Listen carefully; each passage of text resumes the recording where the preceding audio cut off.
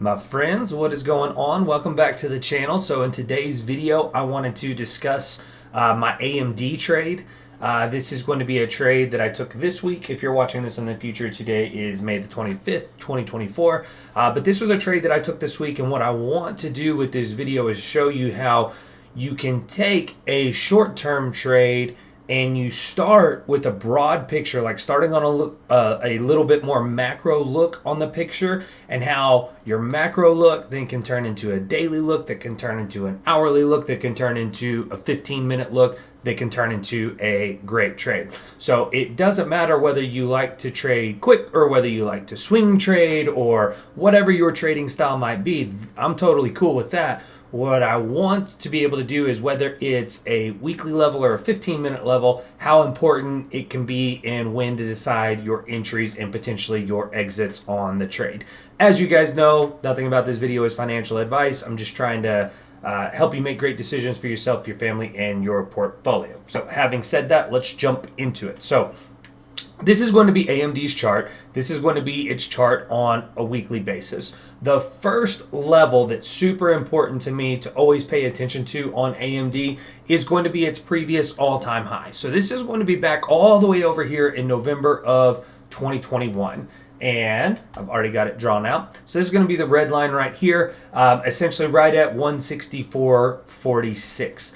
Now, from this level back over here in November of 2021, you can see, fast forward to January of 2024, so essentially 3 years later almost, how important this level is. That it broke through it, it traded on top of it for, let's see here, and this is a weekly chart, remember, so 1, 2, 3, 4, 5 weeks before it got a push up. Then when it came down and it retested this level, you can see it acted as support for a week. Then it broke below, now acting as resistance again. So even from a level from 3 years ago, back in November of 2021, super important still to this day. So now let's go to the daily time frame.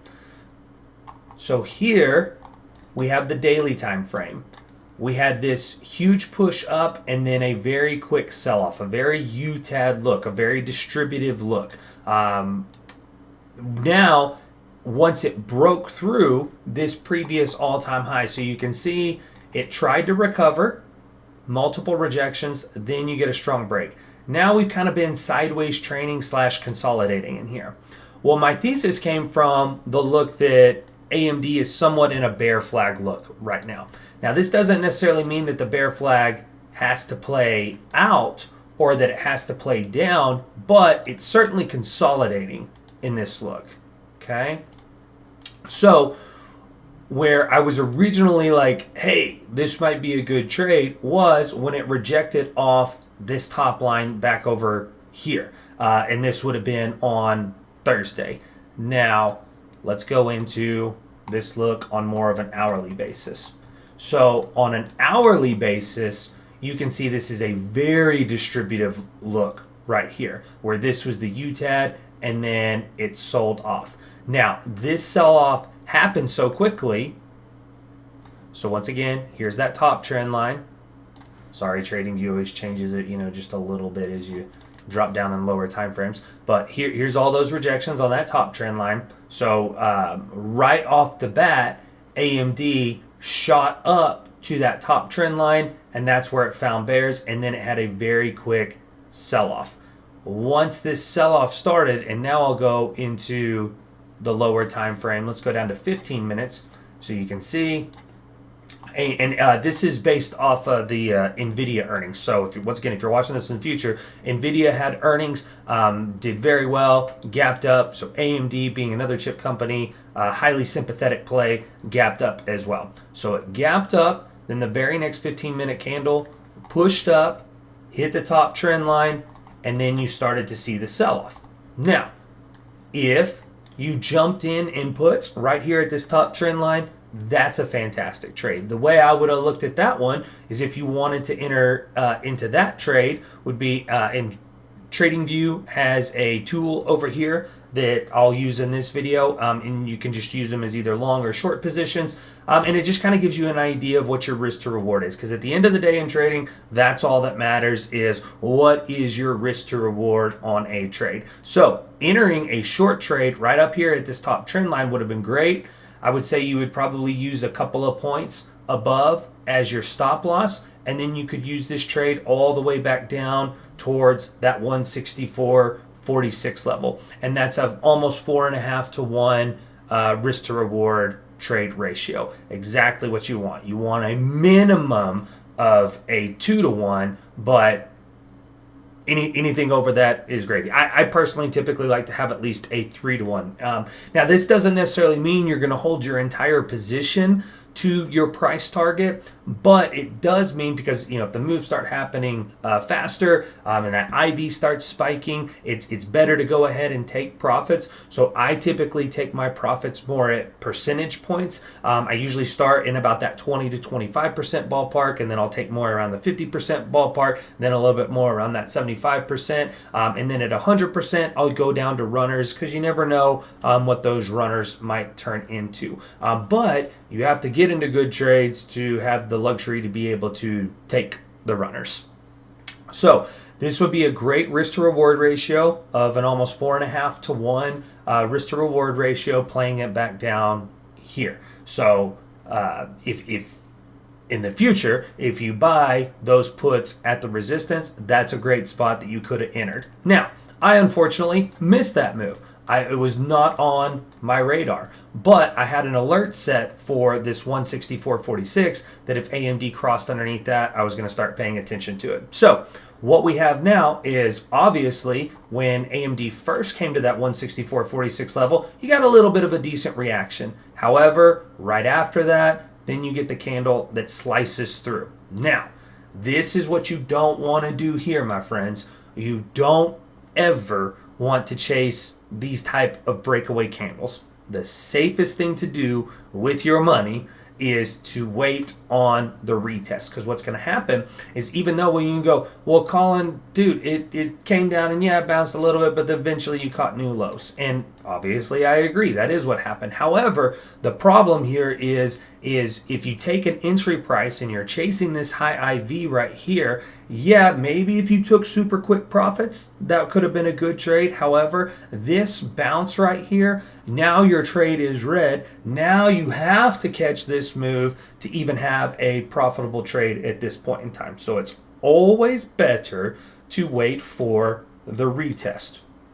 So once this move starts slicing through, and I'll show you something too with volume here. So once this move starts slicing through, you can see the widespread 15-minute candle, the volume was increasing. Then you have a much lower spread, and the volume kept increasing. This is showing you that some stopping power is coming in. Remember, volume is just the amount of shares traded. That's all it is showing you. So anytime you have much higher volume and lower spread candles, that doesn't mean it's anything other than, hey, I should be paying attention here, okay?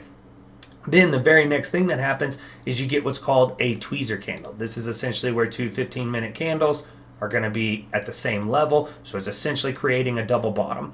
This is going to be that dead cat bounce that pushes you back up towards the previous all-time highs of that 164.46. And when I say previous all-time highs, of course, I'm talking about that 2021 level. But once again, going back, you can see, even though that was that 2021 level, look how much trading and range bound it is right around that. So my trading thesis turned into, what I'm going to do is I'm going to enter puts on the retest. I also have some nice confluence here. Let me get volume out of the way. I also have some nice confluence here of the 921 EMA. So what I did was, on the test of the 9 EMA on the 15-minute chart, this is where I decided to enter puts. Typically, now this one's a little bit different, but typically you're not ever going to get that perfect retest. And a little pro tip here for you guys: anytime you're approaching those key levels, like this is where, people in calls are going to be like, oh, I'll take profits. always take your profits a little bit ahead before those key levels, whether you're shorting or whether you're going long, because that is just going to be what'll happen is you'll wait for those key retests and something's going to happen, whether it dips below if you're short, or if it or like if you're in a long trade, like for instance back over here, if you were waiting to go long here at this 164 and then it dips below before it then pushes back up. So as this move, like if you waited for this right here, you're better taking profits when the move is screaming, like I said, and that IV is juicing in your favor. Once, if you wait for like, oh, I hit the perfect retest and then it starts to sell off, like I said, you would have been much better taking profits back over here than waiting on some type of retest right here. But anyway, so what I was waiting for, so I only spend time on the lower time frame, when I'm looking for my entry or my exit on a trade. Other than that, especially if I'm in a little bit more volatile stock, I typically will watch the hourly candles, and then I will go down and say, so like once an hourly candle closes, I'll go down to like the 5 and the 15 minute charts and go, okay, well, how is this hour constructed? Does this look strong? Does this look weak? Things like that. So whether you took it off the 15-minute chart, this is what I did. So this was on Thursday, and I took 160 puts for the following Friday's expiration. So not one day later. Even though I was very confident that this move was going to play out relatively quickly, I always teach in my Discord to make sure that you buy half the strike and half the time, or excuse me, not half the time. Half the strike and twice the time that you think you might need to hit that price target. So like I said, I was looking at this as pretty much like a day trade potential, because obviously the market was very weak. So I was looking for a dead cat bounce and then a push down. But I got the 160 strike. So this is where the 15-minute tweezers were formed, even though I anticipated a test of this trend line down here. Now where this trend line comes from, let me back it out here just to kind of show you. This trend line comes from, once again, trading view kind of messing up here just a little bit when you change those time frames. But this trend line comes from these hourly bounces that overall is kind of in that bear flag look. So I anticipated like, hey, we got the rejection. Now we're under that 164.46 level that's so important. So now I'm looking for an anticipation of a test of the bottom trend line. And I'll talk about this in a second, because as you can see, just like I was talking about topside, this was a key area for a lot of people to potentially look at to take profits, or even potentially enter long trades right here. And what happened? A few dollars before, it doesn't even get there. So let's go back to the 15-minute time frame here. So what I did was I entered my puts as this 15-minute was pushing up towards the 9 EMA.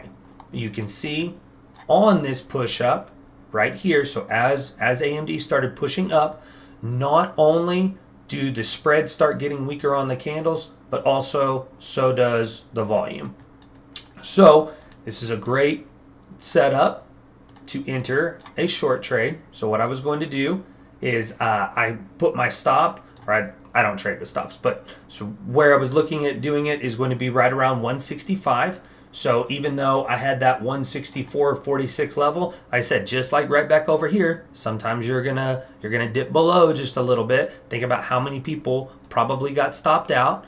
So see these two candles that were showing support right here, people probably entering long positions, they get stopped out on this ugly 15-minute close below that level, and then what happens? Starts reversing. That's what the market wants to do.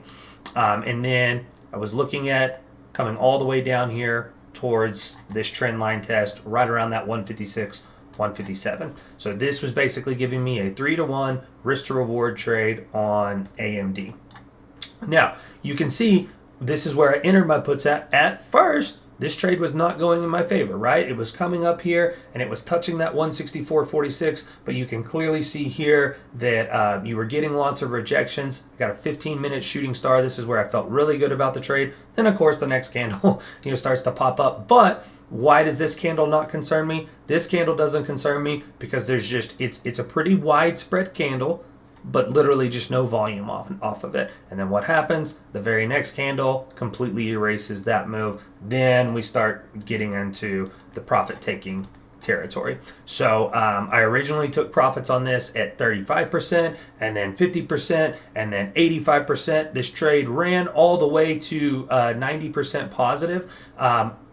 I took the profit 3 different times, and then towards the end of the day, I held all of my runners, and then the very next morning, when AMD gapped up and started pushing up here, I closed out my last few contracts here back at break even. But overall, this was a very profitable trade. Like I said, ran 90% in that day, and I had plenty of time. Once again, remember, I had until Monday of the following week. I said I wanted to see that trend line test, but that didn't keep me you can't let greed make your decisions. That didn't keep me from taking profits all the way down. As this price action is cutting through all these key levels, this is where the contracts were appreciating the most in value. And once again, I posted these all on my Twitter page as well. You can follow me there, Colin_Gladman. But this price action slicing through here, taking profits the entire way.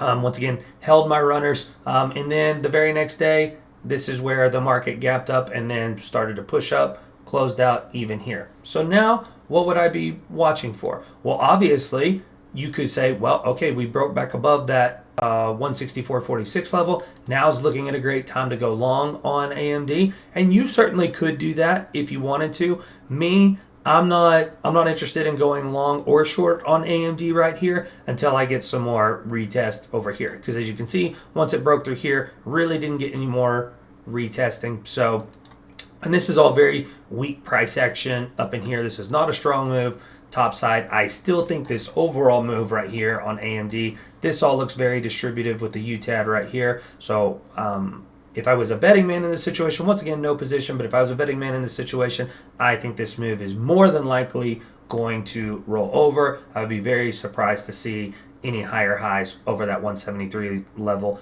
in the near future. I think certainly it's going to do well long term down the road.